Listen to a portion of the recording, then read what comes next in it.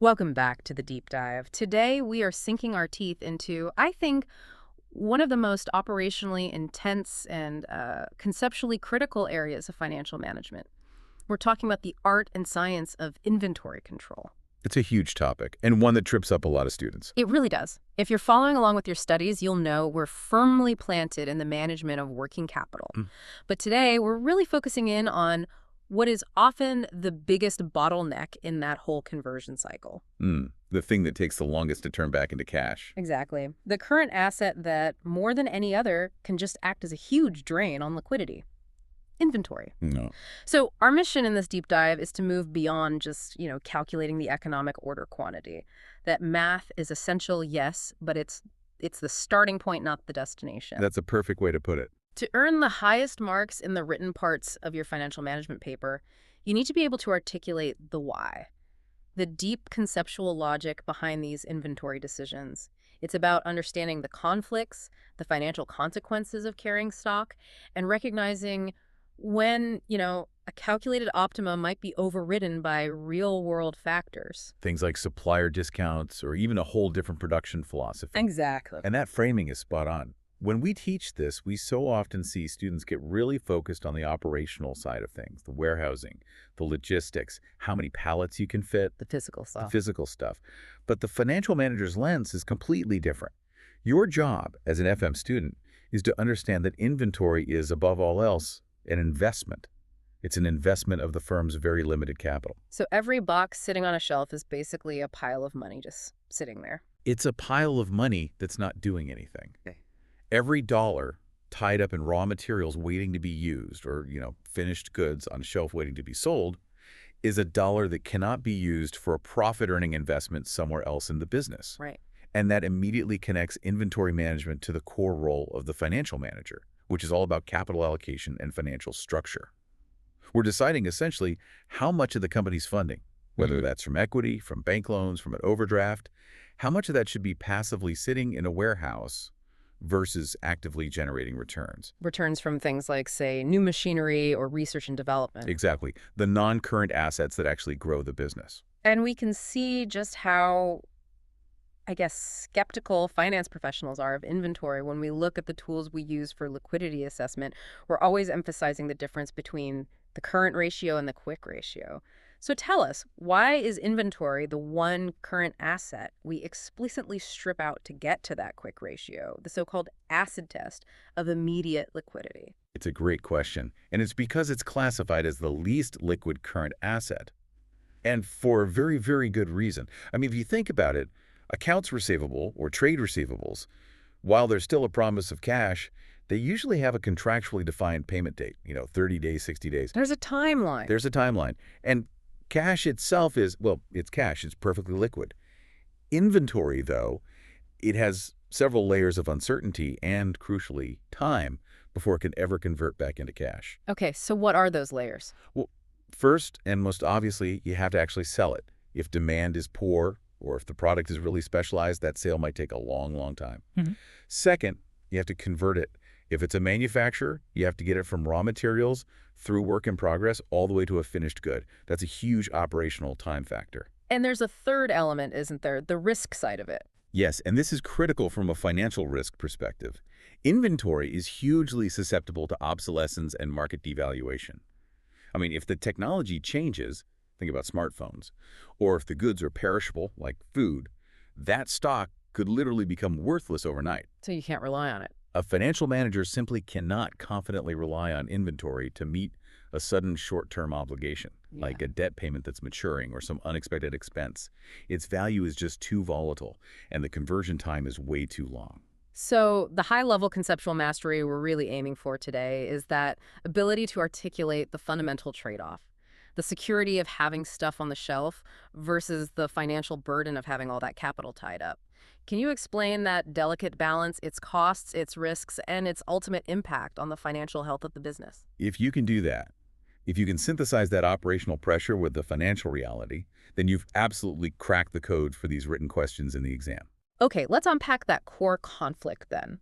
Because inventory management really is a classic balancing act. It's a constant tug of war between two completely opposing demands. It really is. On one side, you've got, say, the operational manager, the people on the production floor, the sales team. They all want high inventory. They want enough stock to operate smoothly, to avoid those crippling stockouts, and to meet every single customer demand instantly. For them, inventory represents efficiency and security. And on the completely other side, you've got the financial manager, the treasurer, maybe the board of directors, and they are demanding low inventory. They see inventory not as a helpful buffer, but as a sinking fund. It's a pool of money that is earning zero return, and worse, is incurring costs every single day. It just sits there. So for them, low inventory is all about financial efficiency and minimizing risk. Exactly. This efficiency versus risk equation is the bedrock of this entire discussion. So to structure this decision, we have to look really closely at the costs involved in any inventory ordering system. The source material defines three main categories of costs, but we have to immediately figure out which ones are relevant to the decision of, how much to order at a time and which ones aren't. A very important Now, distinction. let's start with the first one, the purchase cost. This is pretty straightforward. It's the actual unit cost of buying the raw materials or the finished goods. Now, if a company needs, say, 1 million units over the course of a year, the total annual purchase cost generally stays the same, regardless of whether they place 10 massive orders or 100 tiny ones. Right, because the total demand for the year is fixed. You still need to buy 1 million units in total. Precisely. Therefore, this cost is typically considered irrelevant to determining the optimal order quantity. And this idea of irrelevance is a really key detail that examiners look for. It only shifts, it only becomes relevant under one very specific condition: And that is, the availability of quantity discounts. If the supplier says, hey, if you buy more at once, I'll give you a cheaper price per unit, then suddenly the unit price changes based on volume. And in that case, the total annual purchase cost absolutely must be included in your analysis because it can dramatically outweigh the other two costs we're about to talk about. okay, good. So the second relevant cost is the reorder cost, which is often denoted as C0 or C dollars. This is the fixed cost that's associated with placing, processing, and receiving a single order. So think about all the admin time involved. The labor to generate a purchase order, processing the supplier's invoice when it comes in, doing a quality check on the delivery, and of course the fixed transport charge you might pay per delivery. Right, the flat fee for the truck to show up. Exactly. Because $C is a fixed cost per order, the total annual reorder cost behaves inversely to the order size. If you increase your order quantity, you place fewer orders over the year. And your total reorder cost goes down. It goes down. But if you order tiny quantities very frequently, this cost goes up dramatically. You're paying for that truck to show up every other day. Okay, that makes perfect sense. Now let's turn to the third cost, and I think this is the most conceptually complex one. The inventory holding cost, or $2 This is the cost of physically keeping items in stock for a year. And it includes all the obvious physical costs you'd think of. The rent, or maybe the depreciation on the warehouse space, the utility bills to light it and heat it, the insurance premiums against fire and theft, the salaries of the security guards, and the warehouse staff. It also includes risk costs, right? Like the probability of obsolescence, things going out of date, or spoilage, or just getting damaged. Absolutely. But again, and I'll keep coming back to this is financial management. The truly high-mark conceptual point here, the thing that separates a good answer from a great one, is to emphasize the biggest holding cost of all. Which is? The interest cost of money tied up in inventory. This is the critical linkage between the operations on the ground and the finance department. It's the opportunity cost. Can you elaborate on that a bit? What do we mean by opportunity cost here? Of course. Let's say a company is currently using a bank overdraft facility, and that overdraft is charging them 8% interest. Now, they decide to increase their average inventory level by, say, $500,000. That $500,000 has to be financed from somewhere, and it's likely going to increase the usage of that 8% overdraft. Okay, so that 8% is a real, tangible, annual financial cost that is directly attributable to the decision to hold more stock. It's a cash outflow. It's a direct cash outflow. But it gets worse. If that same $500,000 had instead been invested in a new piece of machinery, a non-current asset, that machine might be generating a 15% return for the company. So by choosing to hold the stock instead of buying the machine, the company is effectively sacrificing that potential 15% return, while at the same time, it's incurring the 8% cost of financing the stock. Precisely. The decision to carry inventory is never a neutral decision. It carries a measurable opportunity cost and a direct financing cost. So When we analyze the relationship between the order size and the holding cost, it's a direct positive correlation. Meaning if you increase your order quantity. Your average inventory level in the warehouse goes up, which means a higher amount of capital is tied up throughout the year, which results in higher overall annual inventory holding costs. So this perfectly sets up the conflict we mentioned. The reorder cost decreases as your order size goes up. While the holding cost increases as your order size goes up. And the optimal point, what we're looking for, is where they perfectly balance each other out. Okay, let's just pause for a second and consider the real-world impact of this. High versus low inventory policies. What does that do to the firm's financial structure and its day-to-day operations? A high inventory policy, which you could call an aggressive approach to working capital, is always championed by the operational side of the business. It guarantees smooth production, it minimizes downtime from stockouts, and it allows the sales team to promise immediate delivery to customers, which can be a massive competitive advantage.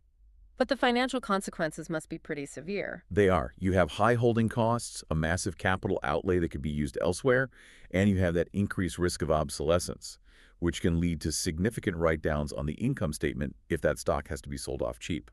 And from a capital structure point of view? It puts immense strain on your short-term financing facilities, especially things like bank overdrafts, because the cash outflow to buy the inventory is immediate, but the conversion of that inventory back into cash is slow. So while your current ratio looks better because you have higher current assets, it's a very misleading signal. Why is that? Because the quick ratio, which is the true test of liquidity, declines. It signals an unhealthy reliance on these hard-to-liquidate assets. Okay, so on the flip side, running a low inventory policy must be the financial manager's absolute dream. It's what they aim for. It maximizes your capital efficiency, it drastically reduces your financing costs, and it frees up all that cash for deployment into higher return, profit-earning, non-current assets. It improves the quick ratio, signaling really strong immediate liquidity. But the operational risks are huge. Immense. The firm with low inventory loses its operational buffer. It is now critically vulnerable to any external shocks. A single late supplier delivery, an unexpected machine breakdown, a sudden spike in demand that you didn't forecast. And your entire production line halts. Exactly. Production stops, sales are missed, and potentially long-term customer relationships are damaged because you can't deliver. This inherent trade-off, this tension between operational security and financial burden, is the conceptual cornerstone you need to be able to articulate clearly in any decision-making scenario in the exam. So having established that fundamental trade-off between the reorder costs and the holding costs, we can now look at the economic order quantity model, the EO2. This is the mathematical solution to that very conflict. It is. It's an approach that's focused on ordering fixed quantities, and it specifically finds the order quantity that minimizes the total annual inventory costs. So the sum of your reorder costs and your holding costs. And as we just discussed, the relationship is beautifully simple.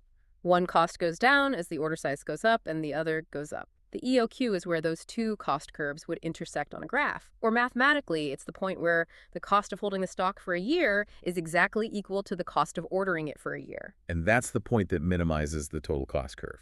Now, the formula itself, which is EOQ, equals the square root of 2 times $2 times D, all over $2 that's provided in the exam. But you have to understand the practical and conceptual implications of its variables. Right, so D is the annual demand, C dollars is the fixed cost per order, and $2 is the annual stock holding cost per unit. And a really strong conceptual answer doesn't just define those variables. It discusses the sensitivity of the result to changes in those variables. You have to think about what happens in the real world. Okay, give us an example. Let's say a company digitizes its whole procurement system. They bring in new software. It drastically reduces the admin time and the paperwork involved in placing an order. So what's happened there? Their C to dollars, the cost per order, has dropped significantly. It's dropped. So what happens to the EOQ? Because C to dollars is in the numerator of the formula, the EOQ decreases. Meaning the optimal strategy for the business immediately shifts to placing smaller, more frequent orders. You've reduced the cost penalty of placing an order, so you can optimize by ordering just what you need more often, which keeps your average stock levels lower. Exactly. Now consider the opposite scenario. Let's say the cost of money increases dramatically. Interest rates double, which makes our opportunity cost, a big part of $2, skyrocket. Okay, so $2 is in the denominator. A bigger denominator means a smaller result. Precisely. The EOQ shrinks dramatically. The high penalty of carrying stock means the mathematical optimum now forces us to reduce our order quantities to the bare minimum. We're now sacrificing the administrative savings of placing big orders in favor of massive savings on our financing costs. Understanding these sensitivities is crucial. It demonstrates, the logic behind the formula, not just the steps to calculate it. And this is where the financial manager's real decision-making deviates from that simple mathematical model. Quantity discounts. This is a scenario that completely throws the basic EOQ calculation on its head. It really does, because it brings the purchase cost back in as the dominant relevant factor. And it's a classic exam favorite, isn't it? Oh, absolutely, because it forces the student to perform a full incremental cost-benefit analysis. A supplier might offer you, say, a 2% discount if you order 10,000 units at a time instead of your calculated EOQ of maybe 4,000 units. Now, that 2% discount on, let's say, $5 million worth of annual purchases is a massive saving. $100,000. Exactly. And that huge saving must be compared against what is likely a relatively small increase in your holding and reordering costs. So we need a clear conceptual framework for how to approach this kind of problem in a written answer, even if we're not doing the heavy calculations right now. The process has to be very disciplined and structured. Step 1, always calculate the EOQ, assuming no discounts. Just run the basic formula. This establishes the absolute minimum ordering and holding costs for the firm. It gives us our baseline, our starting point for comparison. Okay, so you have your baseline cost. What's next? Step 2 is to analyze the first discount threshold. If your EOQ, your baseline optimal quantity, is below the quantity required for that first discount, you now have to calculate the total annual relevant cost for ordering at that minimum discounted quantity. And this is the key. Your calculation now has to include that third cost we previously ignored. Exactly. You must now include the total annual purchase cost, calculated using the new discounted unit price. So the comparison is no longer just about holding and ordering costs. We are now minimizing the sum of holding costs, ordering costs, and purchase costs. That's the intellectual leap you have to make. It is. So for that first discount scenario, your annual ordering and holding costs will almost certainly be higher than they were at the true EOQ level because you're ordering larger quantities. You have to quantify that increase. Let's say it's an extra $4,000 a year in holding and ordering costs. Okay. You then compare that $4,000 extra cost against the total dollar savings generated by the discount on your entire annual demand. If the discount saves you, say, $15,000 on your purchases. The decision is clear. The $15,000 saving massively outweighs the $4,000 extra cost. You take the discount. You take the discount, and the process then requires you to iterate through any subsequent discount thresholds that might be available. You repeat the analysis. Calculate the total annual cost ordering plus holding, plus the newly discounted purchase cost for the minimum order quantity required to get the second discount level. And you just keep going until you've compared the EOQ base cost scenario against the cost of ordering at every available discount level, and you pick the cheapest overall option. That's the process. What's so fascinating here is that the final decision might be to order a quantity that, from a pure inventory management perspective, is wildly expensive. It ties up a huge amount of capital unnecessarily. But the sheer magnitude of the purchase cost saving, that discount, makes it the most financially beneficial choice for the company as a whole. It forces the financial manager to recognize that sometimes financial efficiency in one area, like minimizing procurement cost, has to take precedence over financial efficiency in another, like minimizing the capital tied up in stock. The quantity discount scenario is the perfect illustration that the EOQ is just a mathematical tool, but the final decision remains a holistic financial judgment. Okay, let's move on. We've talked about the mathematical optimization of fixed quantities. Now let's pivot entirely to a radically different philosophy. Just-in-time, or JIT. EOQ helps us manage cost within a traditional inventory system. JIT, it seems, seeks to abolish that traditional inventory system altogether. That's a great way of looking at it. It's a complete paradigm shift. JIT isn't just an inventory model, is it? It's a comprehensive business philosophy, often associated with things like total quality management, TQM, and it permeates every aspect of the organization with one main goal: hold the absolute minimum inventories possible across raw materials, work in progress, and finished goods. And the central mechanism is what's called the demand pull principle. Items are only produced or acquired when they are immediately needed, often triggered by a confirmed customer order. The idea is to eliminate all buffer stock entirely. That sounds risky. It's a very high-stakes operational choice. To successfully operate a GIT system, the firm has to meet some extremely demanding internal and external conditions. And these conditions are absolutely essential discussion points in the exam. You can't just list the benefits of GIT without acknowledging the stringent requirements that come with it. Okay, so let's break those down. Let's start internally with finished goods in production. How do you survive without a buffer of finished goods ready to sell? You need extraordinarily accurate, sophisticated demand forecasting. I mean, if you produce exactly what you think you will sell, and your forecast is off by just 10% during your peak season, you have lost those sales instantly. There's no backup stock to pull from. And I imagine quality becomes a massive issue as well. Impeccable production quality is non-negotiable. If, say, 5% of your output is faulty, under a GIT system, you immediately lose 5% of your available inventory. That could cripple your ability to meet current demand. GIT demands a culture of zero tolerance for defects. Okay, and what about the inventory that's actually on the factory floor, the work in progress or WIP? How does JIT minimize that? The key to low WIP is to dramatically reduce the production lead time.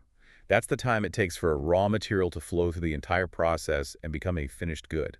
This often involves completely rearranging factory layouts, moving from long sequential assembly lines to more flexible, self-contained manufacturing cells. And you need a flexible workforce to go with that. You absolutely do. You need multi-skilled labor who can quickly adapt to changing priorities. If you can get your entire production process down to, say, 2 hours instead of 2 weeks, the average level of WIP inventory just naturally shrinks to almost nothing, which requires far less capital to be tied up. The ability to quickly expand or contract your output at short notice is absolutely critical. But the most critical dependencies, the ones that introduce the highest level of risk, must be the external ones, the relationship with your raw material suppliers. This is where the whole system can fall down. The JIT firm essentially transfers its inventory holding risk onto its partners. The supplier must deliver raw materials precisely as they are needed for production. We're talking about frequent, often daily, or in some automotive plants, even hourly deliveries, sometimes in very small batches. Which demands incredible reliability. Extraordinary supplier reliability, and often geographical proximity. If your key supplier is 5,000 miles away on the other side of an ocean, JIT is likely impossible just due to the variability in shipping times. And what about the quality of those deliveries? This is maybe the most important point. The supplier has to guarantee quality. Because there is no raw material inspection or inventory buffer, a faulty batch of components can halt the entire production line instantly. There's no backup.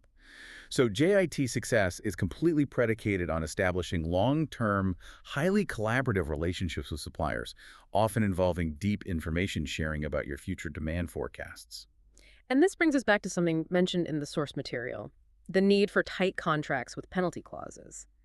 That seems a bit contradictory if you're meant to have this high-trust relationship.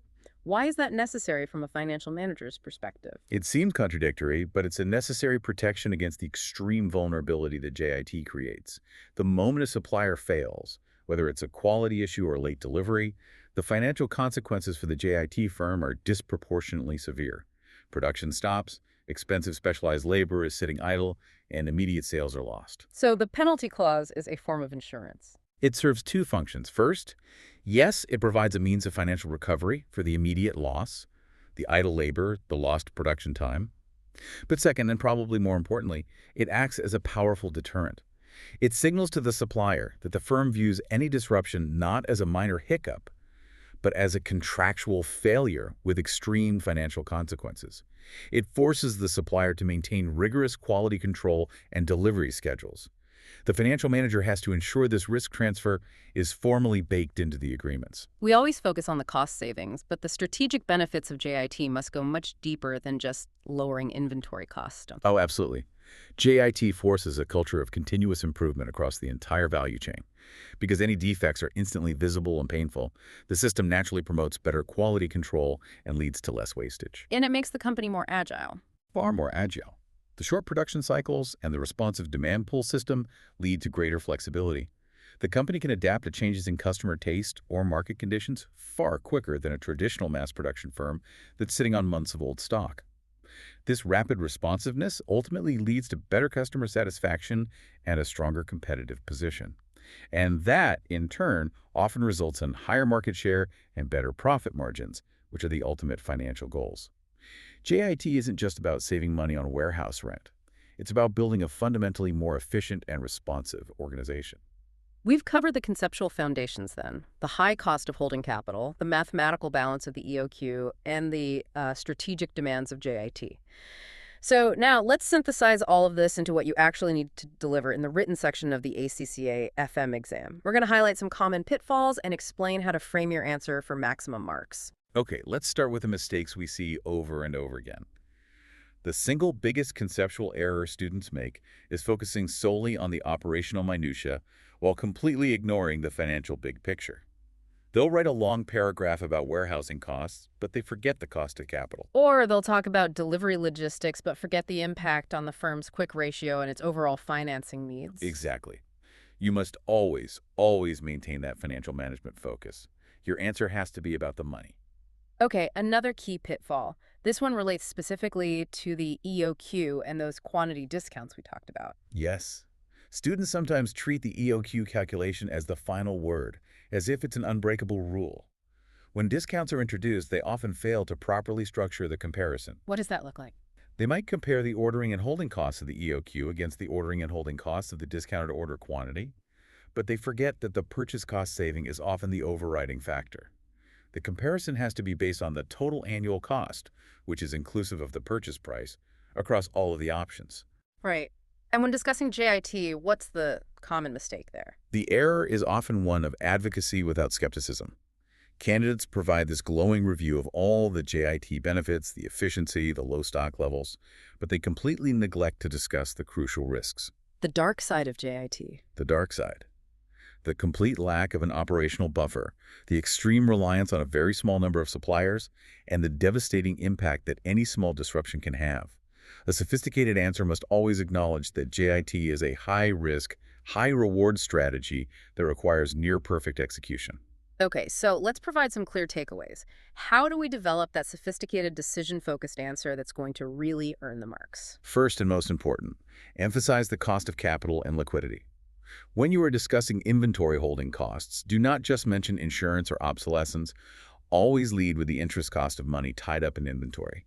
This immediately flags your answer as being viewed through the correct financial management lens. And with liquidity. Similarly, when you're discussing high inventory levels, explicitly state that while it may boost the current ratio, it seriously compromises the quick ratio, signaling poorer short-term liquidity. And that is a key risk that the financial manager has to manage. Okay, that's takeaway number one. What's number two? Second, context is key in decision-making. Never, ever give a blanket endorsement of EOQ or JIT. Your evaluation has to be tailored to the business scenario provided in the question. For instance, if the product is highly customized or perishable like fresh food, or subject to rapid technological obsolescence like smartphones, JIT is the obvious choice. it's almost certainly the strategically superior, albeit riskier, choice, because holding any inventory of those items incurs a massive obsolescence risk. Conversely, if the goods are, say, commodities with very stable demand, or if the reorder costs are volatile and high, maybe due to expensive cross-border shipping and customs processing, Then the quantitative stability and predictability offered by the EOQ model makes it an excellent baseline for your decision-making. The examiner wants to see that you can apply the theory intelligently to the specific commercial reality of the case.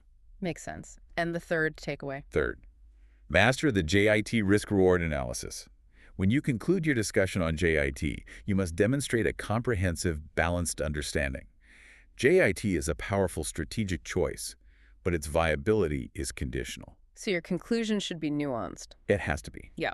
Conclude by stressing that success hinges on meeting those rigorous internal conditions, the short production cycles, the high quality, and, most critically, on guaranteed supplier reliability and the maintenance of effective, high-stakes supply contracts. Acknowledging that risk, that lack of a buffer, is the difference between a passing answer and a high-mark answer. So the ultimate synthesis here is realizing that inventory management decisions are really capital investment decisions.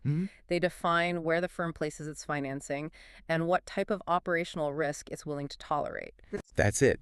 If you can articulate those trade-offs, the financial cost versus the operational security, and you understand how strategic choices like JIT fundamentally change a firm's risk profile and its financing requirements, then you are fully prepared for this part of the FM paper.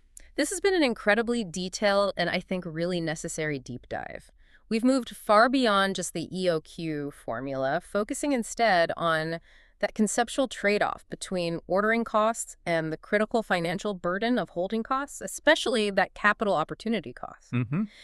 We've mapped out how introducing quantity discounts transforms the decision into a full financial optimization problem, and we've dissected the rigorous, high-stakes conditions that are required for the successful implementation of the JIT philosophy. It covers all the key angles. So, here is a final provocative thought for you to carry forward as you continue your studies. If the financial manager views all inventory as a non-earning asset, should their primary goal really be to minimize holding costs?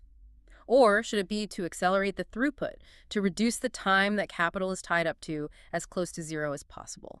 Maybe inventory management, at its heart, is really just a speed problem, defined by the time it takes to convert financed assets back into usable cash. That's a great thought to end on. And mastering this kind of conceptual approach is absolutely non-negotiable for passing the written sections of your ACCA FM exams with confidence. To ensure you have all the necessary support for that, we highly recommend diving into our extended resources. Where can people find those? You should subscribe to the SmartPass YouTube channel for full, comprehensive ACCA exam-focused deep dives and explanations that cover every critical concept you need for success. And don't forget to follow the SmartPass Instagram page. It's linked below the video. We post daily exam tips, revision strategies, and updates designed to keep you sharp and confident right up until exam day. You have the conceptual framework now. Go forth and turn that logic into some outstanding results. We'll catch you on the next deep dive.